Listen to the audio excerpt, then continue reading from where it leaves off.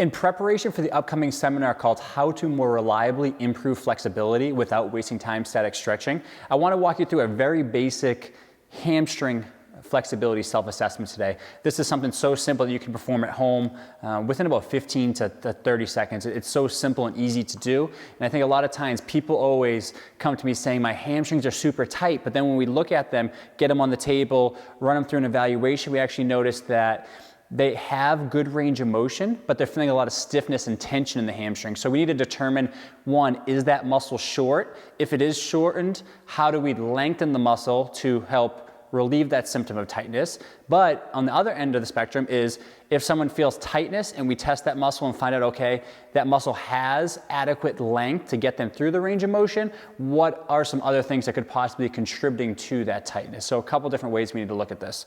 So just to perform this simple self-assessment so you can determine if stretching is actually something that will create a long-term benefit, what we're gonna do here on this is to straighten the bottom leg. So I'm going to lift up my right leg here. I'm going to support just below the knee joint, okay, right actually on the hamstrings themselves. I want to make sure I have alignment of both legs. I don't want the toes to turn out to either side. Good alignment, toes, shins, knees pointing up towards the ceiling. This leg right here is in the 90-90 position. That's why this self-assessment is called the 90-90 straight leg raise. All we're going to do as we support this leg is relax the head and neck down. I'm going to, with a nice relaxed ankle, again, I don't want it to be pointed, I don't want it to be dorsiflex. I'm just going to let it comfortably go where it wants to go because that will change the results of this test. I'm just going to go up and just comfortably straighten out the knee.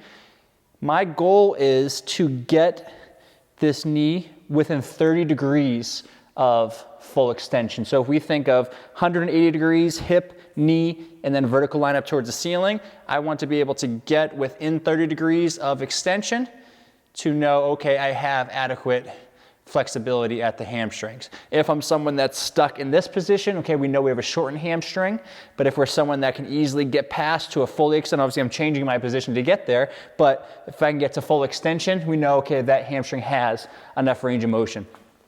So this is something I do side to side. Again, if you have a mirror behind you, feel free to peek to the side, look in the mirror, have a husband, a wife, a friend, someone look at you and just determine, okay, am I within 30 degrees of full extension? Because I think doing that self-assessment will help you fully determine, do the hamstrings need to be lengthened, or is the tightness that you're feeling more a subjective feeling, maybe from gluteal inhibition, maybe from your training program, your running, if you're adding some speed work. There's a lot of other variables we need to consider when it comes to hamstring flexibility.